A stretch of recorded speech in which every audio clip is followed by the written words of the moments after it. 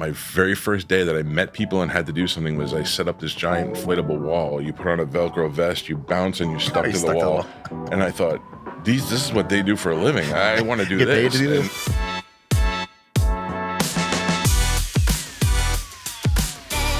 Welcome to Money Market at Bank of Tampa podcast. We highlight the businesses, expert business advice, the local economy, and points of interest in the Tampa Bay market. Follow us on YouTube, Spotify, Apple, or wherever you find your favorite podcasts, and make sure you share this episode with a friend or colleague. I'm your host, Owen LaFave, the Pinellas County Market President for the Bank of Tampa, Tampa Bay's oldest and largest community bank.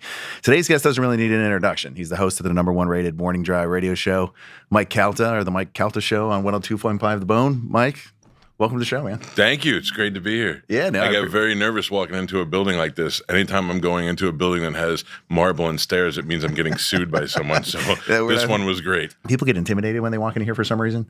And the story I like to tell is we have an attorney. We've got a lot of attorney business, but she used to go to yoga. Right. Either like before or after, and she would refuse to come into the bank and like her yoga clothes. In her yoga. I'm like, just come on in. I can't believe I actually put on sleeves to be here today. So. I appreciate you putting on sleeves. Yeah. Thanks for coming in. So I was researching some of the demographics in the market, and I know, so you feel free to not answer this question, but so the Dove is also owned by Cox. The Dove is owned by Cox. Cox has 6, I think, FM stations in the market. Okay. Yeah. And I know you have the #1 morning show, but the Dove is the #1 radio station in the market? Yeah, I'm not sure. So I think the way they extrapolate the numbers is they'll look at 12 plus, and that really doesn't affect us. So we don't market towards, nor do we need 12-year-olds listening to the show, nor do we really have a desire to have 80-year-olds listening to the show. It's just not what we go for. Our target audience is persons 25 to 54, and mostly men 25, 54, 18, 34, all of which we crush. But the Dove, I guess, gets a lot of listen at work time, and the way that they run the ratings, it doesn't matter what. It was an old, antiquated way they used to do it. It was they give you a diary and they'd ask you to write down what you're listening to. They still do that? They don't. They give you something I'm really not allowed to talk about. To be honest with you, I can give you a rundown of how it works. They give you they ask people if they want to be involved in the rating system. If they agree, they compensate them financially somehow. And they give them a thing called a people meter, and that thing will measure whatever music it comes into contact with. I believe that's common knowledge, so that's what I know about it. So it's a more accurate, account of what they're listening to. If you're listening to in your car to me on the way to work, and I'm your favorite, but you get to work and you walk in there listening to the Dove, well, the Dove is going to get all the credit, even though you're not choosing to listen to me. Okay. So the Dove is finding itself, especially during Christmas time, on more people's radar. That would make sense. I saw that and I thought like maybe the Eagle, maybe like 98 Rock. I'm like, it's interesting. It's the Cox has been very fortunate to usually have 5 stations in the top 10, and that sometimes 5 in the top 5. And it usually works out where the bone is exactly where they want it to be in the demographic that's aimed towards the marketing and where buyers buy commercials. And so we do well there, even though it doesn't appear that when you look at the 12 plus numbers. Okay. All right. Well, yeah, you don't want 12-year-olds listening to to the show. So I know you just recently started doing the podcast with your wife too, Amanda. I did. 9 episodes into it. It's unbelievable. My wife is very funny, and we have good conversations between each other. She's a funny writer. When I turned 40 years old, we did a roast for my 40th birthday. Okay, yeah. And we thought it would be cute to have my wife tell some jokes at the end. And she went up there and annihilated. She annihilated me, the other comedians on the dais. She was unbelievable. She can write well.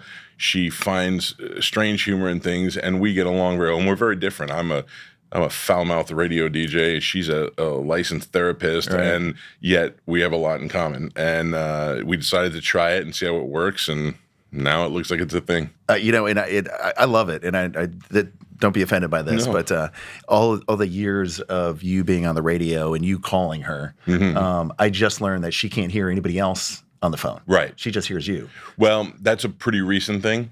Okay. So I do the show from my own studio, and a lot of times I have a phone control that will answer and hang up on calls back at the studio. Okay. But unless I make the phone calls through that piece of equipment, then what you're hearing is me call her on my speaker on my cell phone. So that's why she can only hear me. If the other guys yelled, she could hear them. But Yeah, that is. Because I've always, like, my impression is you call and she's always in the middle of something and she's irritated. Yes. And then you all are having You this. just described my life.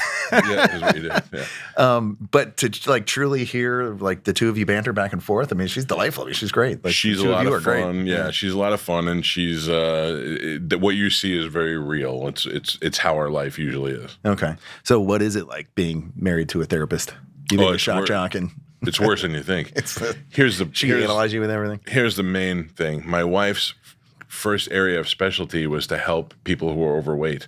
So here I am being fat and having a wife who works with people who are overweight.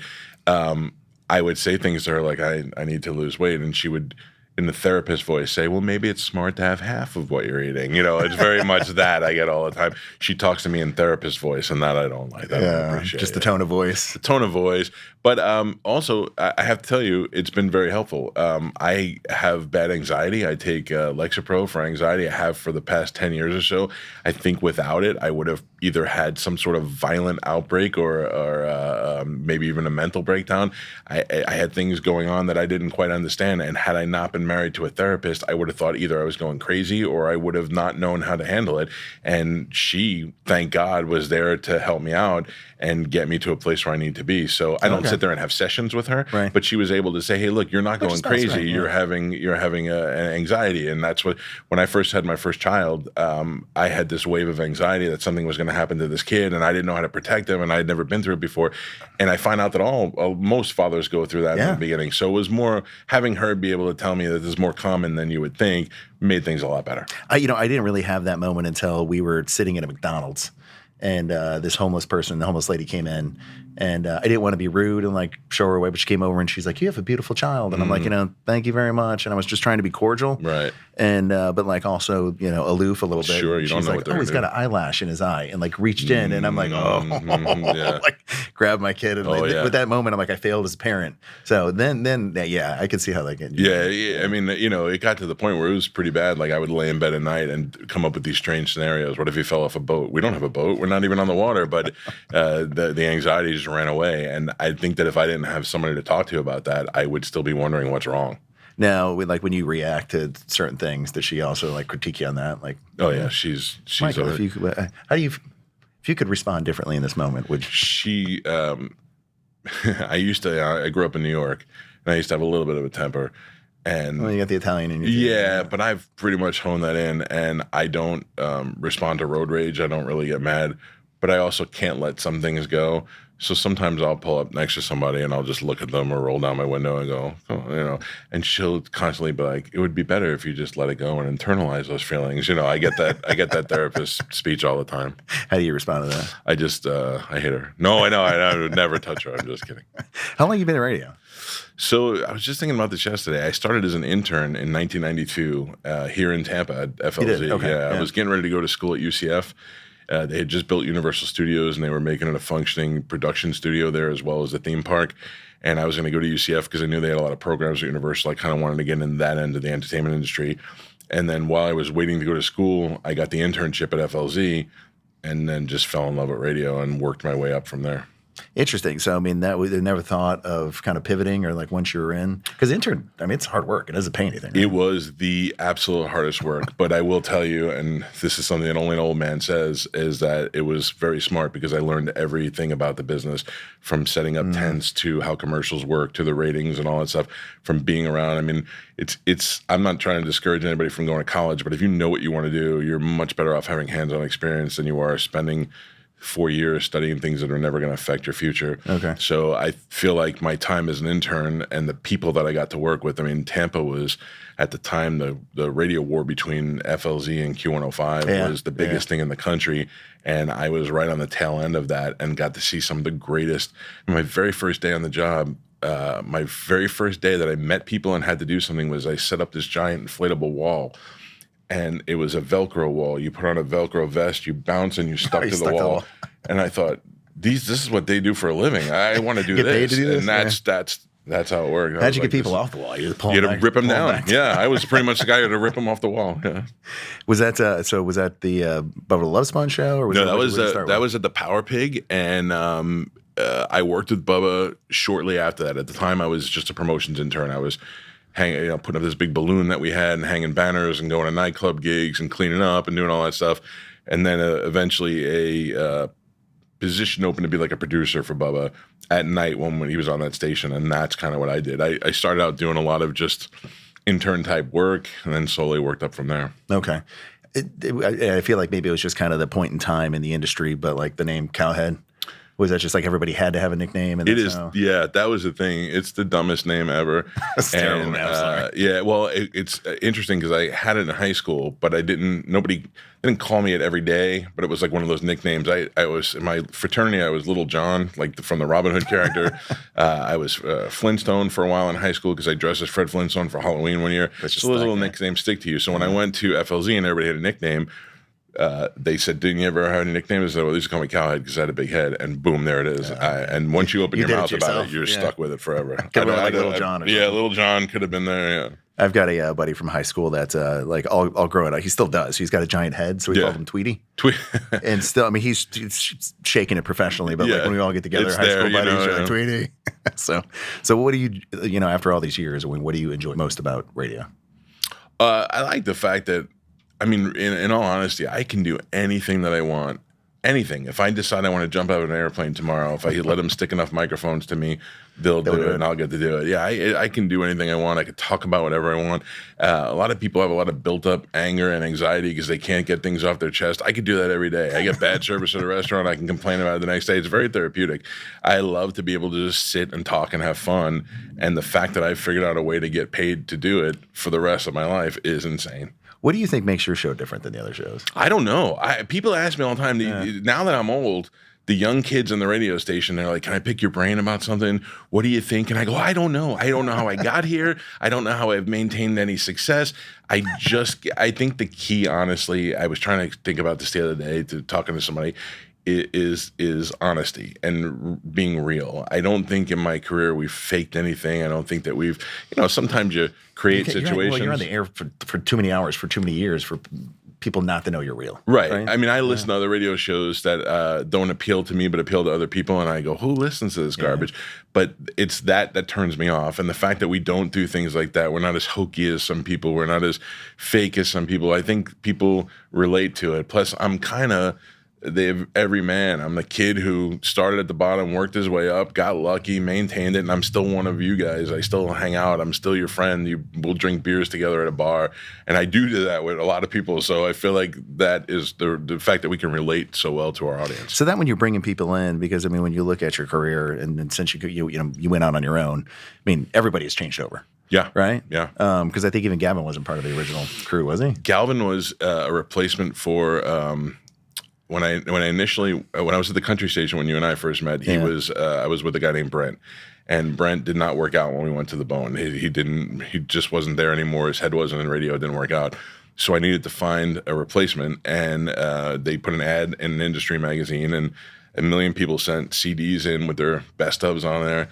And I'll never forget, I drove around that Christmas vacation for 2 weeks. This is real. I was driving around town in my car, listening to CDs, taking them and throwing them out the window. Painful, yeah. Just throwing them out the window. And then I listened to Galvin's, and Galvin's made me laugh. And then I listened to the rest of it, and then I talked to him, and then before you know it, he was the guy. So besides the crew, like what else has evolved over time? Well, I mean, we're in an entirely different situation with just the medium in general. I mean, radio is a small component of what we do. Well, it's a large component, but it's now with the internet being involved, there's video involved, there's after show content, there's things that we do outside of the show that are designed to promote the show. Now, do you own that content, like Mike TV?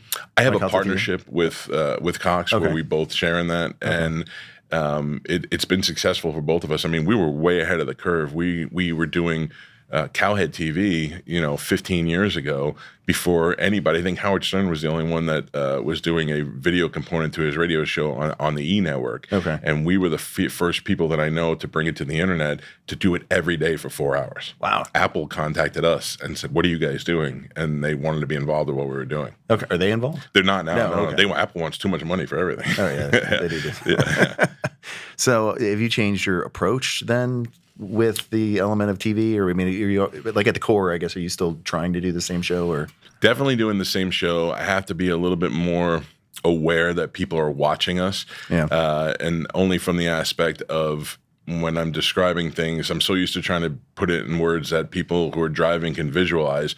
But when I look down, and I mean, you could look at YouTube and see there's 1,000 people watching, and Twitch there's 1,000 people watching, and Twitter and all that, which, whatever stream we happen to be on that day. That is when you go, I gotta show them what we're doing, and I have to come up with some stuff that's visually pleasing as well, so that it lives after the show. Okay. So some of the podcasts, we were talking about they're 2-3 hours. They're a long time. I mean, you're on the radio for 4 hours. Yeah. Do you see a shift in the culture that people are moving away from, the 140 characters of X and that really short form, quick, we don't have an attention span. I want to sit down for 3 hours. What's your thoughts on that? No, I think people are still wanting quick snippets. I challenge you to show me more than 10 people that listen to 3 hours of Joe Rogan. I have never listened to a full. I have had friends on Joe Rogan. I have had them talk about me on Joe Rogan, and I have never listened to more than 5 minutes here, 5 minutes there, a clip I see on Instagram. Who has 3 hours to do something like that? I don't think anybody's really doing it. I think that they enjoy taking what they want out of it, and YouTube and other formats have made it easy to scroll through. No, I don't think people are doing that. Even for me, doing 4 hours a day, 20 hours a week, you're looking at people doing 17 to 20 minutes a day on their drive to work, and that audience constantly recycles over and over again. So no, I don't. I think people are still preferring to get their short clips in.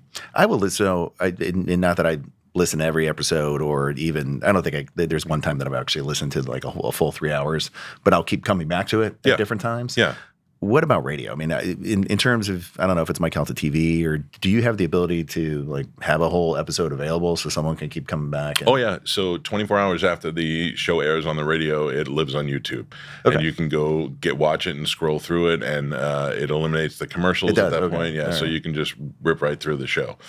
And that was going to be one of my questions too, because those type of shows, I mean, there's advertising, but it's kind of limited where you're on the hour. You lose, was it 10 minutes? Like 12 minutes. Okay. But usually when we put it on YouTube, you're looking at a pre-roll, and then maybe one insertion or a couple insertions during the 4 hour broadcast or whatever, breaks 3 hours and change. Okay.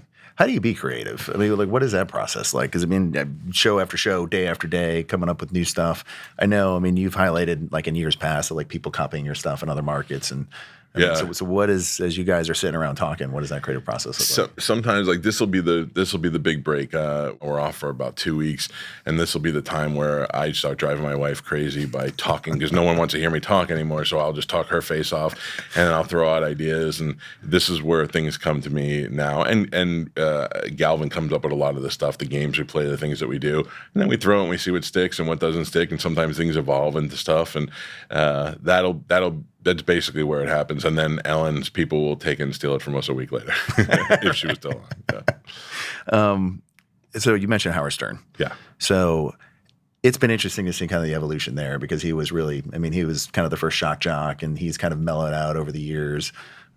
Is that a function of just kind of him getting older and maturing? Or I know, like, when you were younger in your career too, you got a little crazy. Having like strippers in the studios and that kind of thing. I mean, is that kind of been there, done that? Nobody cares anymore. I can't imagine being in the studio as a father of a daughter and a married guy with naked girls who are probably half or more of my age, and that being entertaining to anybody. I think about what we did back in the day when we'd bring strippers in. We were mostly doing that to promote the strip club. They were clients of the radio station. But I would find a way to bring them in, and we'd play a game with them. Who's the smarter one? Who dates this kind of guy? Who does that? And I think as long as you keep it entertaining to the audience, it doesn't matter who you have in there. And then also, after the Janet Jackson incident during the Super Bowl, and the FCC started cracking down on everything so much, it completely changed. I mean, Howard lost a bunch of stations when he got fired from iHeart as a result of that. Bubba lost his career as a result of that. And those guys who relied on just being dirty failed and are no longer in radio. The guys like Howard reinvented themselves and have managed to be on for another 30 years. Okay. So do you still feel that pressure today? I mean, like kind of given cancel culture and everything we just went through, and I feel like the environment's changing a little bit, but. So I had an agent who, when I first started out, named Ross Reback, and one of the best things he ever taught me was to be fearless. And you can't go into this worried every day that you're going to get fired, you're going to lose your job. I mean, you have to be smart about the decisions you make. You have to take your clients into consideration, and you have to take your listeners into consideration. I will do the smart thing, but I will also always take the funny route and deal with those consequences, which I certainly have over the years. Is there anything recently that you got in trouble over? No, not on the air. I mean, I got it pretty much dialed in right now. People often referred to me as a shock jock in the beginning, which was probably true, but you can't name one shocking thing that I've done. I mean, it's been done by me or somebody else. You'd have to kill whenever somebody you're in the paper, that's what they refer to you as. Yeah, because it rhymes and it's cute, But the truth is that other than saying, poopy and words like that you don't normally see, there's nothing we do that's shocking. We just talk like regular people. Okay. Do you have a favorite guest, or is there like a favorite moment that you've had over your career? Oh, there've been too many. There's been so many things. I've had the pleasure of having so many great legends on the show. I love the recurring callers. I love when Bobby Kelly's involved in the show. I love when Bert's involved in the show. I used to love when Ralphie May came on the show all the time. Ralphie. There were times where we had great. Those guys are the best. One of the times people ask me sometimes what stands out is we had Christopher Reeves on the air. Okay. The guy who played Superman. Who was this pre or post accident? Post accident. Okay. Guy was fell off a horse. Became a quadriplegic. Was on in a wheelchair and was on a breathing machine. And while we were interviewing him, he has a power outage in his house. And while you can hear him talk, you can hear his machine constantly cycling the air for him. Yeah. And then you just heard it go boom and power down. and we're like, what do we do? And then all of a sudden he came back on and he goes, "Oh, sorry, folks, had a short power outage." And I thought, what would we have done? I couldn't even call 911 because I don't know where he is. It was insane. That is insane. So I appreciate you answering the question, because when people ask me, like, what's my favorite movie? Yeah. I can give people 10 movies. Sure you can, but you should say Godfather at all times. Well, Godfather's a great movie, but like the Bourne series I would throw in there. Yeah. You and I share, you do the impression, Andy. With Shawshank. I don't know why I was like that. That's a great movie. Shawshank's great. Yeah, it's hard, but it's interesting. If I like a person, like my son has a new girlfriend, and I asked her the other day what her favorite movie is. What's that? We like her. We do like her. Okay, good. Yeah, it's. I'm surprised he likes her. It's just when you're 18 years old, you don't think. But I asked her the other day what her favorite movie was, and my wife goes, "What do you care what her favorite?" I go, "It just tells you so much about a person. Yeah, it tells you where their head is. It tells you what they've seen, what they know. An 18-year-old tells me I love The Godfather. I'm like, that's a mature 18-year-old. Right. An 18-year-old that likes a cartoon is a different 18-year-old. What was her answer? Not memorable, huh? I can't remember. It was apropos for her age. Okay, Yeah. All right. So it wasn't The Godfather. It was not The Godfather, no. No, all those. So I mean, what about the second or third movies? Godfather. Second. The third doesn't exist. The third. Third is I mean, garbage. I try to watch the third now, and I'm embarrassed for everybody that made it. It's not good. I'm also not a fan of when they kind of splice it into like chronological order. No, that's terrible. Bravo was doing that. Watch it the way it goes. What I do miss is because I don't know, we have YouTube TV, so I'm not scrolling through channels anymore. I have the same. Like I used to. I used to come across Bravo, and like Godfather was there half of the time. Isn't it interesting that you don't? I have YouTube TV, and they still offer a million channels, but you don't scroll as much as you used to. No, they have the same 5 channels that you watch, or you're watching nothing. Right. It's interesting. Yeah. What about the internet? Like, how is the internet? It changed. Well, let me phrase it a little differently. I mean, maybe going back to like MTV. Yeah. MTV was going to kill radio, right? It didn't. No. So radio's still here. Internet was going to kill radio. Yeah. So it's still here. It's just kind of evolving and shifting. I've been hearing that radio's dying for the past 25 years now, and financially for us, it's been stronger than ever. It doesn't show any sign of weakening as far as people tuning in the morning on their way to work. I understand that podcasts are very popular. Like you said, I do a podcast. There are a lot of other options and things for people to listen to. And what they used to say was, once you found that dashboard real estate, once you were able to put your podcast into the car, that's going to kill radio. Well, I've been able to listen to a podcast in my car for at least 10 years now, and it's done nothing to us. So I don't fear it. I welcome it. I find that there is a whole new slew of celebrities that people of interest that have come out of the internet that only help me out by incorporating what I do with what they do. Okay. In terms of just what is like shifting, I mean, do you feel you're going more towards like the Mike Calta TV, the streaming, or is the radio still like solidly the base? Listen, if I were to give up the radio portion and focus solely on the video based on what I do now, I would be poor. I mean, it is giving. There is money to be made there, but my bread and butter comes from radio. And I tell the TV people in my studio sometimes, I understand that you have an issue, but I'm doing this for the radio people. The TV is just an added thing to it. So it's an accompaniment to what we do. Okay. So the importance of a local radio station, like for instance, I mean, I found out that AC/DC, and that was kind of funny how that whole thing kind of transpired and the miscommunication there. But I found out that they were coming to town because of you. Yes. And so I'm not going to find that like on a national podcast. Yeah, no, that's the thing. I mean, people want local. I mean, it's been proven that people want local. The local shows, I mean, there have been a bunch of syndicated shows in this market that just have come and gone over the years. It's hard for them to pull a show out of Orlando. It doesn't work here. But you can't. Well, you can't really syndicate anymore either, right? You can, but the fact that if you're in Philadelphia and you're a fan of mine or you want to listen to the show, it takes 2 seconds to pull it up on the app. Right. You can listen from anywhere in the world. Right. So there's nobody's going to pay you to go put. Yeah. So I have not been after syndication. I don't want to put the show on 50. They offered me to put our show on one time in a market in Jacksonville that was an AM sports station. And I said, no, I don't know what do you think that's going to benefit me. And nobody's listening to AM sports stations. Clearly, why bother? You know, you had an AM sports station. Yeah, I did. And nobody listened to it. Oh, nobody listened to it. Okay. It was AM signals are hard to reach people. They're small. They lie low, and quality's not the best. The quality is terrible. The station we were on barely got out of the parking lot, but it was great. It gave me a chance to hone my skills, to learn how to do a show the right way, and so I don't. You know, I'm glad I had that time doing that. But it's not going to do anything for your career. Well, I think you were on in the afternoon then too. Yes. Weren't you? Okay. Yeah. And I know the money's in the morning, but I mean, money is good in the afternoon. The AM PM drive are your highest paid spots. Okay. I mean, trust me, every morning at 4 a.m. when that alarm goes off, I go, why didn't I just stay in afternoons? It was so wonderful. Why didn't you? Because they offered me a lot of money to go to mornings. Okay. All right. Yeah. It was, I mean, you know, I got kids. I got to do the smart thing. So who started the contract negotiation on the radio? Because it's, I forget, you know, every so many years, I don't know how long the contracts run in radio, but they come up and it seems like, okay, we're not going to be on the air, you know, and is it just a leverage point? Was that a Howard Stern thing? Some of it is leverage. Well, definitely Howard. Howard used to always talk about it. I mean, I learned about contracts from listening to him do it, but it was interesting because the first time I ever talked about my contract, I worked for Infinity for CBS, and I had a contract that was 2 years that had like 4 months left on it. And they brought in a new general manager, and then it had 3 months on it and 2 months on it. And I said, at any time, is anybody going to ask me about this contract? I'm still going to be working. I'm going to work on Monday. And the new general manager at the time said, you know, I'm new here. I didn't even know that your contract was up. And I said, well, pay attention. So that's how I started talking about it. And then I realized that when you talk about it, it brings attention to it.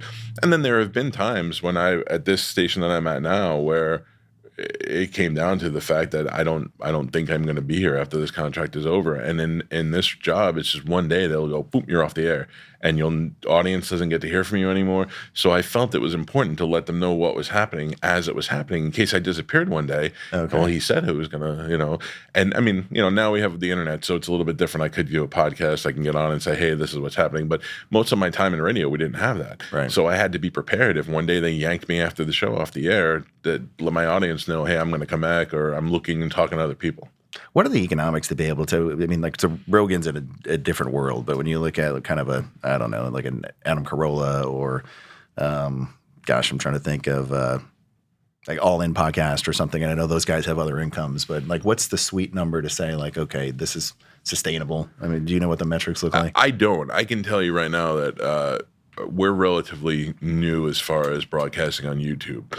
I don't know that YouTube is even the best option for us. There's Twitch, there's Rumble, there's a bunch of other forums out there that are coming up that are looking to get your content. Like I said, Apple reached out to us at one point. I can tell you, based on what we do, I don't see that as being financially viable. You would need to, I would need to quadruple that audience before I could say, all right, this is good. But I'm not chasing it as much as other people. I'm not solely doing it on the internet, so I don't really care. Okay. Yeah. So that's why for me, I'm not that concerned with it. But it is certainly there for people. I mean, I look at these guys who are just becoming rich on TikTok and on Instagram, and by putting out short clips of content. That's the stuff I wish I had the talent for. Because you work 30 minutes a day and you're done. Right. You're out. Yeah. Yeah. Or you can go on OnlyFans, I guess. Yeah, there's a market for it. $30 million, $40 million. But no, I guess my point of that was asking if you hit that point in the contract, I mean, can you pivot and be like, okay, fine, I'll just do a podcast? Yeah, for sustainable. sure. For sure. I mean, the option is there, and I know that they're aware of that. I don't think, though, after having done radio for so many years and I'm 53 years old now, as long as I could do this and do it at a point where I'm happy, I'm going to do it as long as I can. But I also can retire at 60 if I wanted to. So at that point, we'll see if it's worth it, or if they've made it so easy to take it to the internet that maybe we do it then. Do you think you stay on as long as I think of someone like Jack Harris, who was like legendary, that just one day showed up and we're like, okay, you're retired, Jack. Yeah, but the problem with Jack is I don't think, and I love Jack. He's the grandfather of Tampa Bay radio, but I don't know that Jack had things in place for his post-radio career. I don't know that he had control over what he does. I made it very important to control my future so that Cox doesn't completely control it. We do it together as a partnership, and then I have a little bit of an option to bail out or do other stuff. Okay. In terms of attracting younger viewers or younger listeners, is there any intentionality to that? And I will tell you, I had a funny story because I might have you on in the car, like as I'm taking my kids to school and stuff. And I've got an 18-year-old, and but when he turned 16, and like when he was 12, they weren't listening. But when he was 14, 15, and then got his own car and he's driving, he's like, hey, what's that funny guy that you always have me listen to? And so he'll listen to you. Yeah, he'll listen to you every now and then. Actually, just got a text message from him. But I mean, is there thought that like, hey, we got to bring in? Oh, for sure. Yeah. I mean, the kids now are the 18 to 34s, the 25 to 54s before you know it. Right. And you want to make sure, I mean, it makes me feel old, but a lot of people are like, I started listening with my dad, and my dad would have you on in the truck, and now I listen every day. And it makes me feel bad and good at the same time because we connected with that kid enough to make him listen over the years, but also makes me feel very old. There are things that are happening in the world, and I know this because I have an 18-year-old and an 11-year-old that I am unaware of, and I try to learn as much as I can. There was a kid that showed up at the Bucks game on Sunday on the sideline, and all the players were going over and talking to him, and his name is Jinxie. Do you know who he is? I have no idea. I have no idea sure either, but you know what? 18 million people on the internet know who he is. Wow. He's a gamer. Did your son know? Lives in Tampa. My son was like, I said to my son, I go, do you know who Jinxie is? He goes, why? Is he going to be on your show? I go, well, who is he? Do you know him? Is he going, oh, relax. But yet we have no idea who he is. So, yeah, there's a whole world with those kids that I need to make sure that I stay on top of to try and pull them in. So is there a strategy to get like a Jinxie on the show to kind of pull some people in? I mean, it's funny because have you seen the Costco guys, the Bring the Boom guys? Yeah. Man, I was on them a long time ago. I saw it and hated it with every part of my body. And yet we went after them to try and get them on the show. And, the next thing, well, the thing was is I said no. I finally got to them, and then I was like, you know what, I don't know, and I let it go. And next thing you know, they're on Jimmy Fallon, and they blew up. So it was a bad judgment call. I don't get it either. Sometimes I have to put my foot down and go, this is nonsense. I can't promote this like it's something great. This is awful. No, or the people that just open toys or packages, and and people watch this. Yeah, I'm partly jealous that I didn't think about doing it. And it's so simple. But I don't want to add to their success. I get it. So what, in terms of just the Tampa Bay radio landscape, I mean, what makes Tampa Bay different than other parts of the country? You know, we're the butt of a lot of people's jokes in Tampa. I don't know why. I mean, years ago, Conan O'Brien made a joke when he was doing the late night show about the Rays beating the Red Sox in the World Series, and he said, well, they still have to live in Tampa. And I was very offended by that. And I called Conan O'Brien's office, and they wouldn't take my call. And I gave out his publicist's phone number, and we shut down their offices for an afternoon. I love it. And I let it go. Tampa, it has been pushed around for being the butt of the jokes, but the truth is we deserve it. We have weird things we do. We have pirate festivals. We have guys with one legs living on boats in the hurricane. I mean, we bring it on ourselves. Right. And the idea that we have all that here is more like I embrace the circus. Take it and love it for what it is. I've lived here for, since 1989, and this is definitely my home, and I don't want to live anywhere else. But it's, with the sun, the sports teams, I mean, we have everything. So everything. It's a great place to live, and we have a lot of weird things that happen here, so it makes it a fun place to live. What did you think of, I think it was like Google Notebook, where they had the fake radio show that had done a bunch of episodes, and then allegedly they told them like, "Hey, you are AI," and they do a meltdown. Yeah, I didn't believe that was real. Okay, but I was amazed by it because sounded real. It sounded real, yeah. And it's an idea that we're all, I think, partly fearing in the back of their mind that one day the machines are going to realize they're machines. Yes. And what we've. What's his name? Terminator. They've made movies about it. They warned us that it's going to come. Right. Nobody is saying this is a good idea. Elon Musk, all these guys are saying this is going to be bad one day, but yet here we go, trudging forward. Well, this is why, and right. And Elon is saying, it's going to kill us all. It's going to kill us all. But he's building it. Yeah. Well, look, it's this weird world we live in. It is a real world we live in. So, I mean, what do you think the future of radio is?